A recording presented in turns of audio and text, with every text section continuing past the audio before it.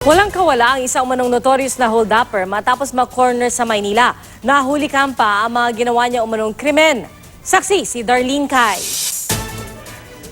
Birthday ko bukas, tinurat mo sa akin. Sa presinto ng San Juan, galit na hinarap ng babaeng yan ang umano'y ng hold-up sa kanya kagabi sa isang laundry shop sa Cubao, Quezon City. Di mapigilan ng emosyon, binato ng biktima ang suspect na kinilalang si Ronel Guerrero. Pumasok po siya sa branch namin.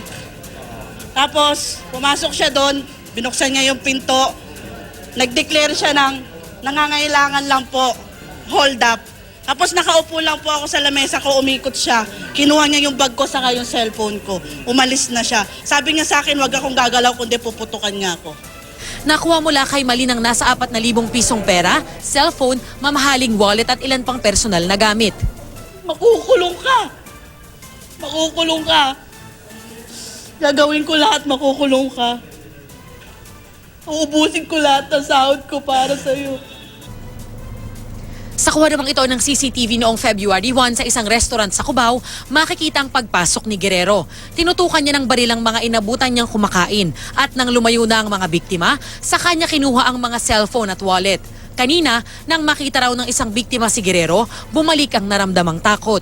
Nakaka-phobia kasi na parang kanina nga parang pinapalapit nila kami. Hindi kami makalapit kasi yung phobia parang nakakatakot talaga. Matagal na raw wanted sa pang-hold up si Guerrero sa San Juan. Nahuli siya sa follow-up operation sa Sampaloc, Maynila. Madulas kasi itong grupo na to. Na-identify sila kaya lang hindi pa sila natatagpuan. Merong nagturo, may tumulong din sa atin ng mga barangays. At saka yung ibang mga units natin sa Manila Police. Nakuha sa suspect ang isang kalibre 38 at ilan pang gamit sa pang-hold up. Aminado si Guerrero sa nagawang krimen. Yung pang-hold up po no, totoo po yun. Inaresto rin ang kasama ni Guerrero na itinangging sangkot siya sa pang-hold up. Ma'am, wala pong ano dyan, ma'am. Nagte-text lang po siya sa akin, ma'am, para iangkas lang po.